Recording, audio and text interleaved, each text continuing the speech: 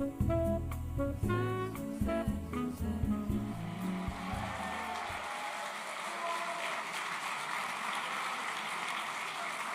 right, good morning. Thank you for being here. I guess the way to start out is to say this. Things have never been better at Grand Canyon University.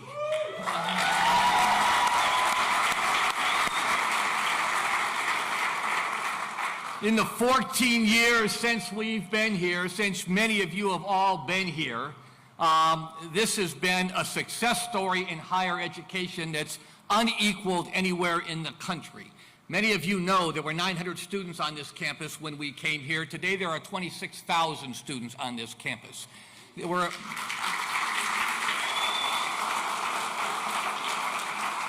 a couple thousand students online. Today there are 92,000 students online. Today in our hybrid program we have 40 locations stood up across the country that have 5,000 students preparing to be nurses, and that's going to grow to 24,000 students.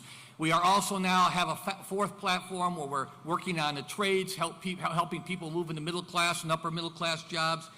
Right now, we're running 32% ahead of last year at this very time with kids from all over the country visiting this campus. The demand for what we have here has never been greater than it is right now because of all your efforts.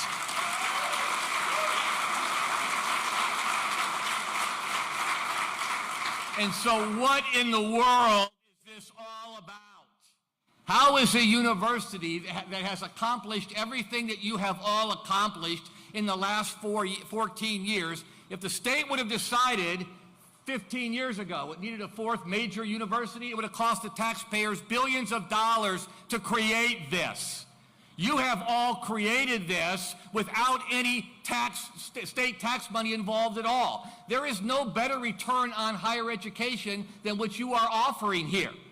We don't take any tax subsidies, and student loan default rates are less than the national average. So the return on investment for taxpayers, there's no better return than exists at this place right here because of what you have all created. And so how can that place get a record $37 million fine for having done all that you've done the last 14 years? None of this makes any sense. It's completely and totally backward. The GAO report came out recently that said higher education has a major problem. We've known that for a couple decades. The lack of disclosure, the lack of transparency in higher education is notorious. And right now, people are voting with their feet. For the first time ever, there are fewer high school grads going to college than there were the previous year. That's never happened before. There are serious issues in higher education, and one of them is transparency and disclosure. GCU decided to take a leadership role in this whole area 13 years ago. Many of you were involved in this whole process. We created the enrollment agreement process, and all of you know that it doesn't matter which student it is at the bachelor's, master's, or doctoral level. If they're going to start one of our programs, we have to evaluate all of their transcripts first, and we have to create an enrollment agreement that literally says what the student is going to do. Every single course they're going to take for the entirety of their program, not just year one, the entirety of their program. Very few universities can do that. They don't have the ability to evaluate transcripts the way we do and to create, they don't have the technology to create those models for students. In 2016, you created the net price calculator, which allowed then us to attach additional financial information to the enrollment agreement information so that students would know in great detail what their costs were going to be, not for 1 year, for the entire program at the bachelor's, master's, and doctoral level. That's very, very difficult to do. Very few universities even attempt it. We were, and that's an example of the program calculator. The Department of Ed requires that you only tell a first-time student who's starting their freshman year in a bachelor's program what their costs are going to be. We do it for the entire program at all 3 levels for every single student before they start. What happened? What happened as a result of that is everybody asked us to present at major education conferences across the country. And so we've just recently presented at 7 major conferences. And when universities see what we are doing for our students, what do they say? God bless you, we have no ability to do this. We don't have the technology to do this. We have no ability to do this. But you have created that. Higher Learning Commission, which is our accrediting body, they came here in 2021 to do a review of everything that we do here. What did they say about what we do from a disclosure standpoint? They were on campus. They do a deep dive. I need to say this a number of times. The Department of Ed won't come here. Their recruitment and marketing materials are clear and transparent, and financial information presented to students throughout the student life cycle is robust, specific to the doctoral program. The information and resources provided are robust and thorough, providing prospective students a clear picture of their academic and financial path toward a degree at Grand Canyon University. That's a deep dive by our accrediting body that has given us, again, 10 years between visits, which is the max you can give. But they were tremendously impressed by the efforts of all of you to give unbelievably detailed information to students about what they're about to embark on. We have 23 other regulatory and accrediting bodies. Many of you are providing the work that goes into getting accredited in all the academic areas that we provide.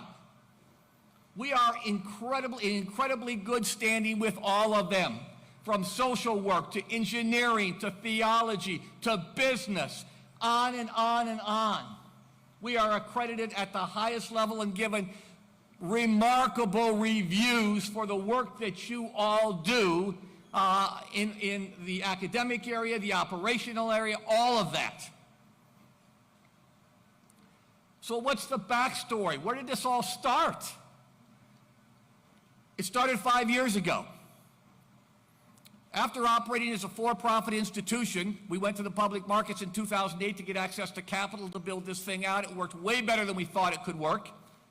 In 2018, we had a chance to revert to our historical nonprofit status. We went through a transaction process, and the group that is responsible to make the determination is the IRS. The IRS has always made that determination.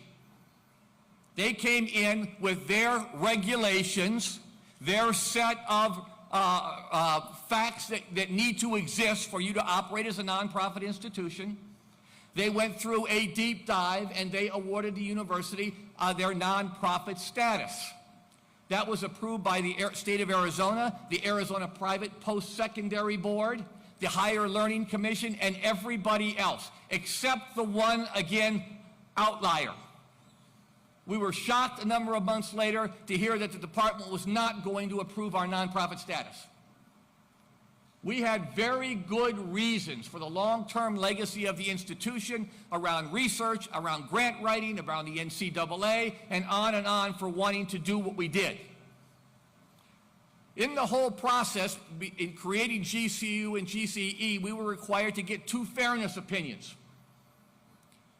Independent auditing firms that would come in and take a look at the transaction and determine whether it was done with fair market value. Both of those fairness opinions came back that this is more than a fair deal for both Grand Canyon University and Grand Canyon Education. That was submitted to the Department of Education. They still refuse to acknowledge our nonprofit status. Again, everybody else has. Everybody. Except this same group of people. After 4 years, we were forced to file a complaint. Once we filed the complaint, the retaliation started. And many of you have been involved with producing the thousands and thousands and thousands of documents at great cost to provide the information they're requesting. The VA came in and did a VA audit, and it wasn't a VA audit. We have a great relationship with the VA because of the work many of you do. But they didn't come in and take a look at anything related to the VA. They asked for all of our marketing and advertising materials. After a deep dive into all of that, they came back with this.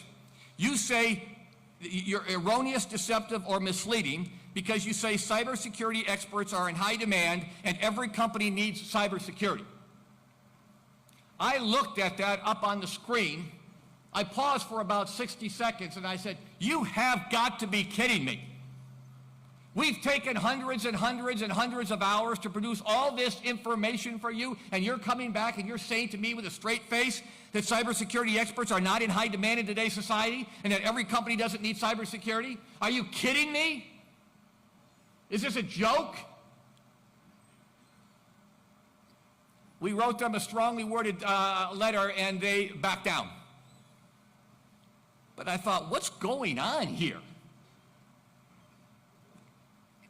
The program, the department opened a program review, which they have the right to do, but they kept it open because they said, in your online program, you are allowing students to post their biography as the first assignment that triggers attendance.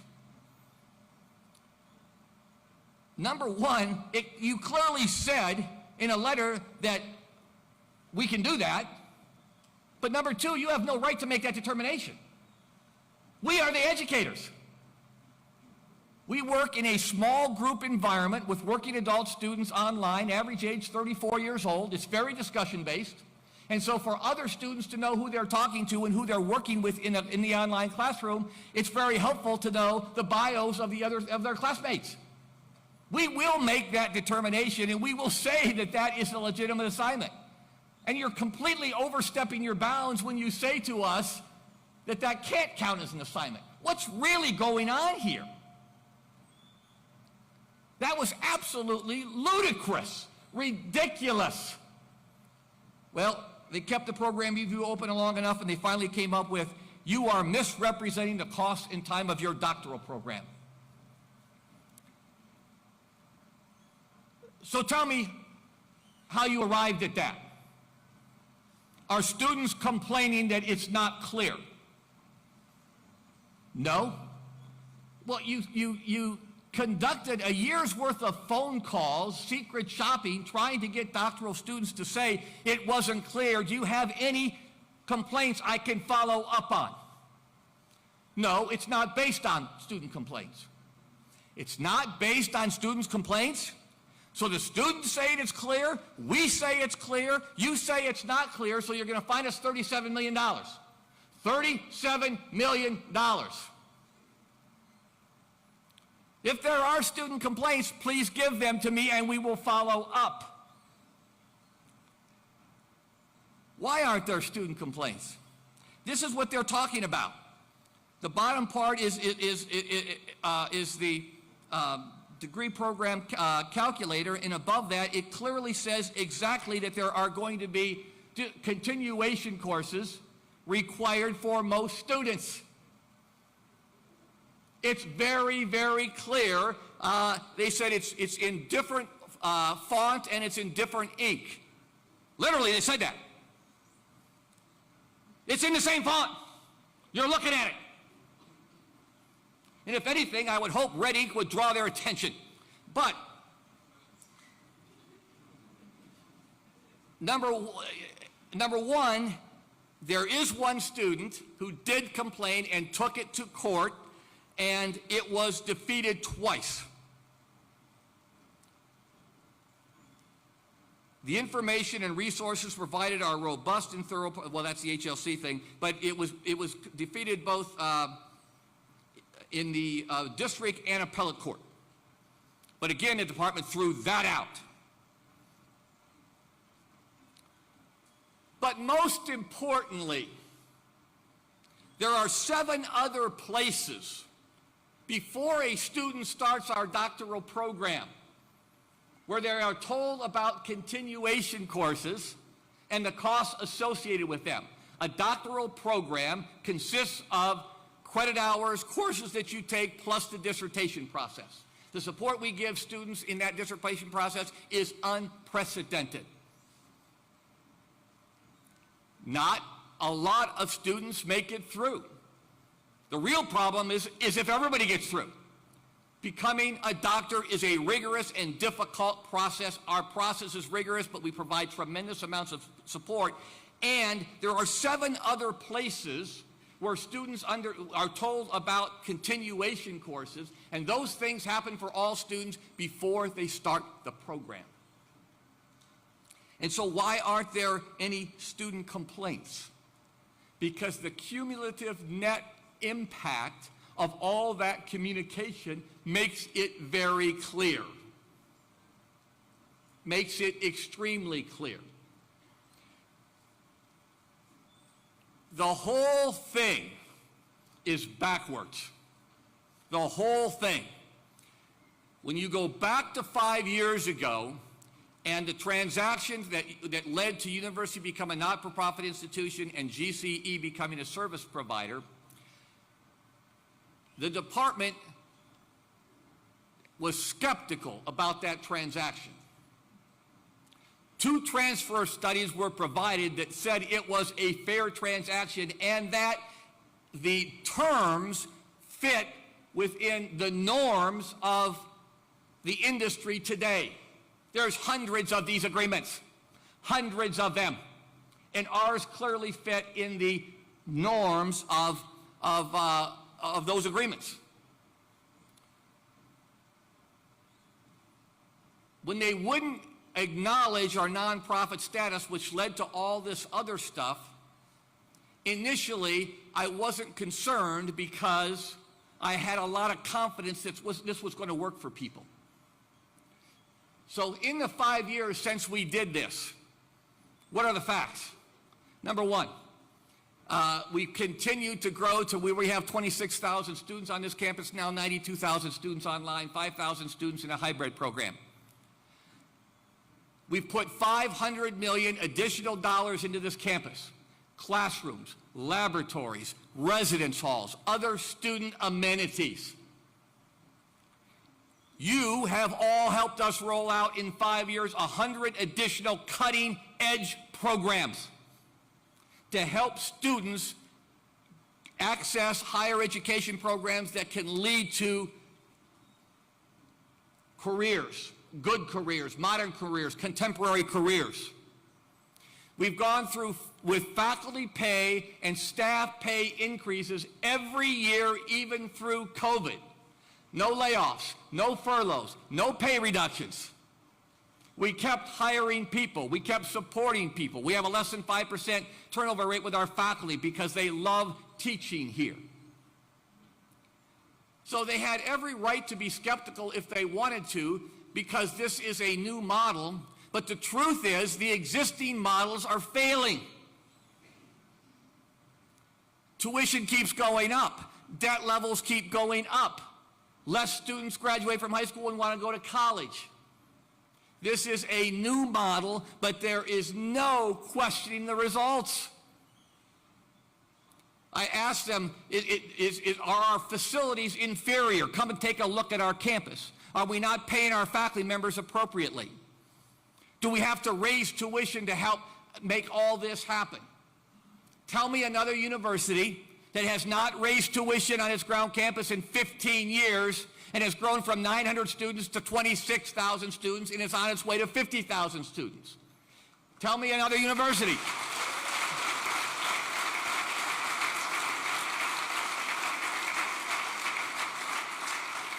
This is a private university whose parent loan amounts in the state of Arizona are 50% of the parent loan amounts of the state universities that are heavily subsidized.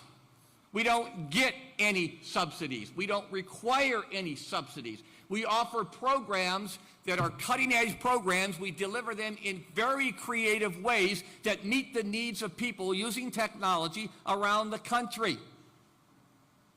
And then we take that money and pour it back into more technology and to more campus amenities, more classrooms, more laboratories, more residence halls. So you're going to take that institution and find that institution $37 million. Any disagreement about the doctoral program could have been handled in a 10-minute phone discussion. They weren't interested in that. The first question I get asked is this religious? Is this because you're a faith-based institution? It's interesting, isn't it, that the two largest Christian universities in the country, this one and Liberty University, are both being fined almost the identical amount at almost the identical time. Now, is there a cause and effect? I don't know. That's a fact, though. That's a fact. Is it political? Many of you know that we have worked very hard to stay above all of that. I say to people all the time, the Republicans on the east side of town in the Valley think we're Republicans because we're a Christian university. We exist because of the free market. And the Democrats on the east side of town, west side of town, they all think we're Democrats because we are about inner city transformation and we are about immigration reform because we have almost 500 DACA students on our campus because of the low tuition. And by the way, 28% of our students on our campus are Hispanic, and 7% are African American, and over 40% are students of color. And the average incoming GPA of our students keep going up.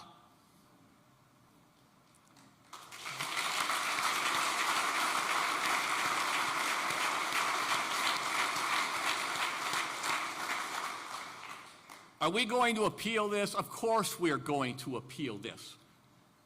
I have talked to literally thousands of people in group settings and in individual settings, and I'm getting the same message. This is government overreach. This is the weaponization of a department that has an opinion that isn't shared by anybody else. It isn't shared by anybody else.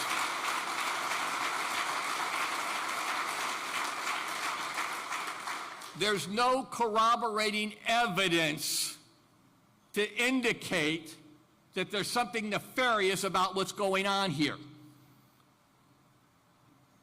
Which is why things have never been better at GCU. So yes, we will appeal it. There's two processes. One, they're both internal to the department. We asked for an independent mediator. They refused that. And so they'll go through their internal appeal process, and again, it will be internal to the department. And if it doesn't come out the way we want it, obviously we're going to have to sue them, and we will do that. Our financial model is very impactful. Could we pay the fine? It would be a hardship. But it doesn't matter to me whether the fine is $37 million or $1. We're not going to pay the fine because the truth is just the opposite of what they're saying. We are the single most transparent university in the country in terms of helping students understand what the time to complete a degree and the cost to complete a degree is. There is nobody that provides greater levels of transparency than you all do. And so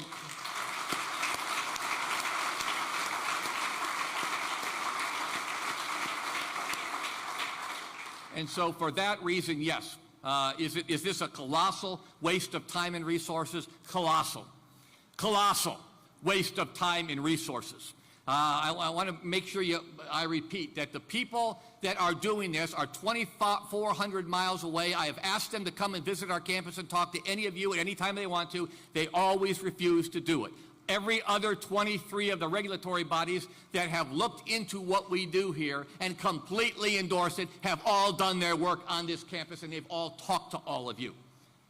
So this is a colossal waste of time, a colossal waste of resources, but it is the situation that we find ourselves in right now. There are Christian high schools all over the country that are saying, please stay strong on this because, yeah, today it's you, but tomorrow it could be us. And somebody has to step up and say, we are willing to defend the entire infrastructure of schools that we support and support us. So with that, I'd be happy to answer any questions.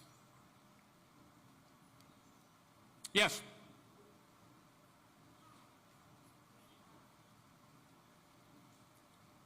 Pretty loud. voice, but this helps everyone online hear me, I guess. This is Sasha Hupka with the Arizona Republic. I'm wondering, you said that you're willing to sue if this internal appeal doesn't go the way you want it to. I mean, how far are you willing to take that suit? The Supreme Court. The Supreme Court. Do we want to do this?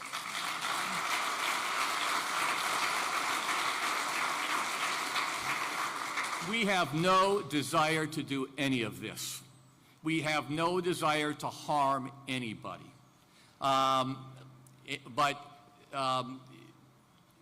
There is a group of people in Washington, D.C. that has their intention to harm us. Yes, if this has to go, or if the Supreme Court would hear it, we would take it to the Supreme Court. Hopefully, the thing that's interesting is that we've got unbelievable amounts of support in the state of Arizona on both sides of the aisle, on both sides of the political aisle. We have 20 advisory boards. We have 700 companies on those advisory boards who want access to our graduates. They're all completely supportive.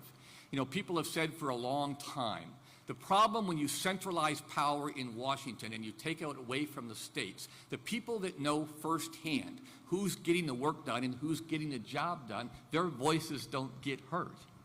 This is a classical case study for why the money should be taken from the government and returned to the states. I am not an anti-government person. We are extremely supportive of the government. We're extremely supportive of military, our police force, the work that's going on in this neighborhood right now to transform this neighborhood, the partnership we have with the city of Phoenix. We're very easy to get along with.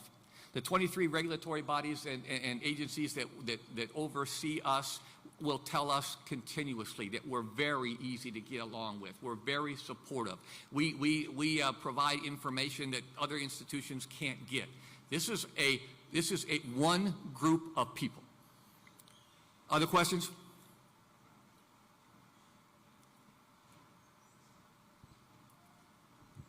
Rick Davis, Fox 10 News. Just have you heard a time frame on when we would hear back about the appeal, or what that would? You hear a notice from the governor about when this appeal would be? They would make a decision. Yeah, it's very unknown. Ray, are you here? Our attorney. Time frame, Ray, you want to comment on that? As President Mueller indicated, we are appealing this decision to the Department of Ed today.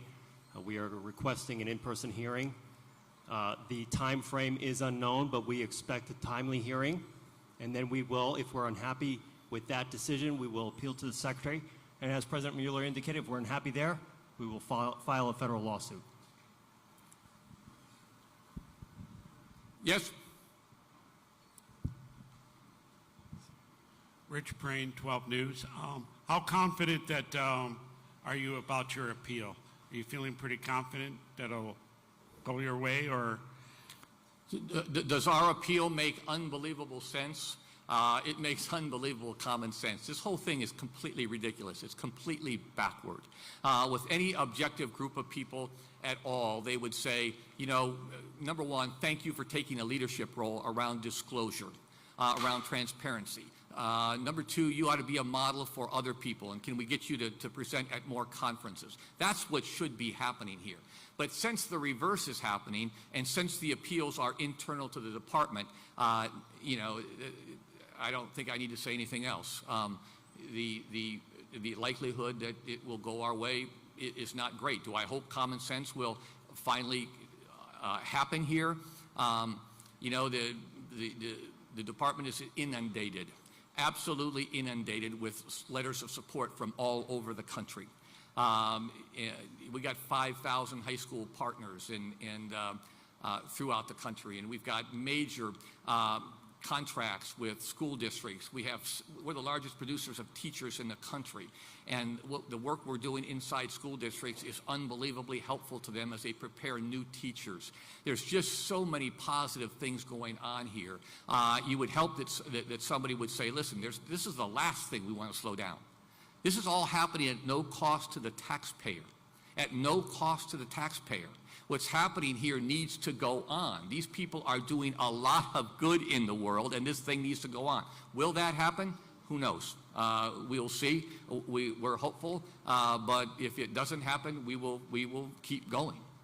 Somebody has to stand up to these people. I want to ask you about the fine. I know you're opposed to paying it on principle, but you did mention that if need be, you could pay it, but it would be a hardship. What do you mean by it would be a hardship? How would paying that fine impact your ability to provide services to students and faculty and so on and so forth? Yeah, it's 90% of universities in the country are tuition-driven institutions. We are a tuition-driven institution. Fortunately, we've been able to come up with a model that as a tuition-driven institution has been incredibly, remarkably successful for our students. Again, we haven't raised tuition in 15 years. Our students take out less debt than the average state university student. Our parent loan amounts are 50% of the parent loan amounts of the 3 state universities, and yet we have a $2 billion campus. It's been ranked as high as the 7th nicest campus in the country. What we're trying to do, which is take care of our students with high-quality programs and high-quality academic support, take care of our faculty and staff with pay increases every single year without raising tuition is a hard thing to do. I challenge you to find somebody else in the country that's doing that, and yes, we're doing that. At some point, will all of these man-hours and all of these legal fees force us to have to raise tuition? It could force us to have to raise tuition. That's the crime of this whole thing. And so that's the hardship I'm talking about. We don't want to do that.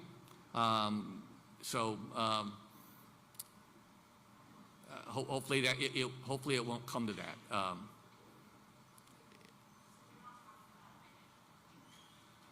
Yeah, well, the financial hardship will be on the university, but will have to transfer to the students because somebody's got to pay for this. What we do now is we pour all the money back into these classrooms, these laboratories, these residence halls, this technology.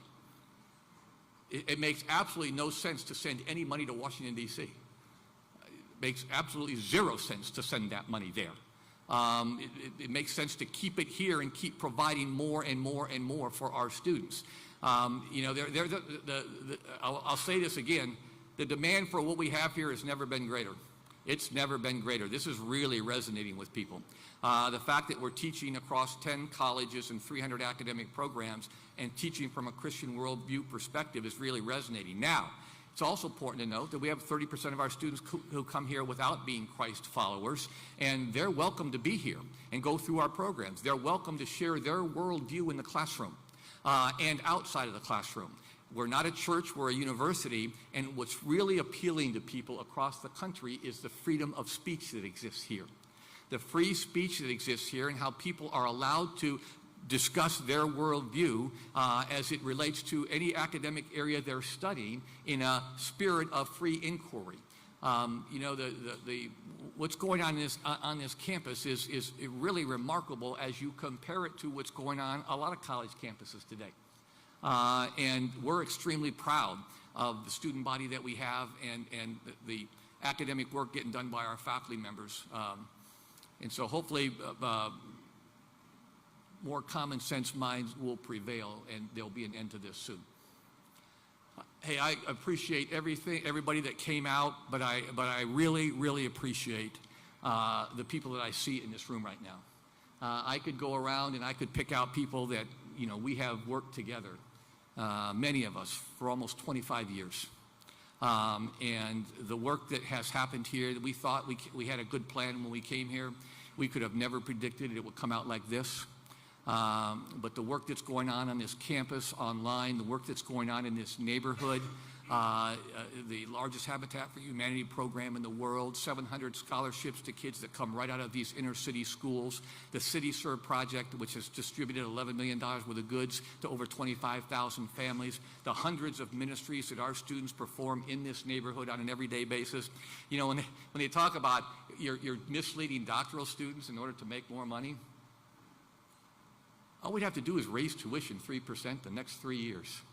You know how easy that would be? We haven't raised tuition in 15 years. You know how easy that would be? Why wouldn't we, we're not doing that. And secondly, why would we pour millions of dollars into this neighborhood if what we're trying to do is extract more revenue out of our students? Why would we be spending $1 million in helping disadvantaged populations in this neighborhood? None of this makes any sense at all. It's completely and totally backward. And so, again, I want to thank all of you for all the work that you do every single day. When I met with our students a couple weeks ago, they said, what do you want us to do? Now remember, these are 19 and 20-year-old students. I said 3 things. Number 1, be a really good student. Be a really good student. Work really hard at what you're doing here. Number 2, grow in your faith. And number 3, don't worry about this a second. Have a great time. We want this to be an experience that is the best experience that you've ever had in your life for these 3 or 4 years. You focus on those things and let us deal with this. All they really wanted to know is nothing's going to change. One of the things the department is very surprised by is the unbelievable support that exists on this campus. From our students, from our parent council, from our parents, for our alumni.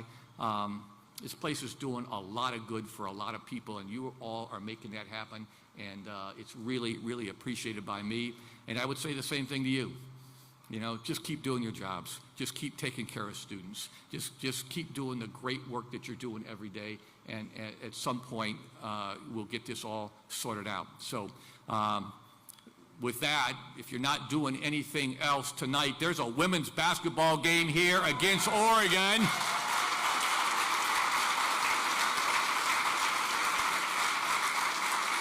Right now, our volleyball team is playing Cal Baptist in the first round of the WAC championship, which we're going to win.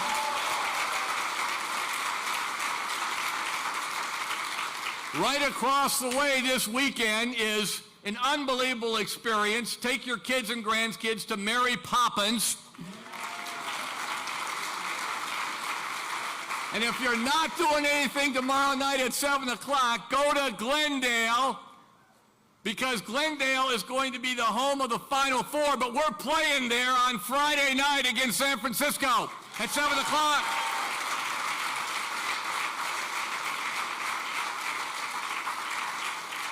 Let's just keep doing what we're doing and enjoy each other and support each other, and this is going to be the best year that we've ever had. Thank you all for being here.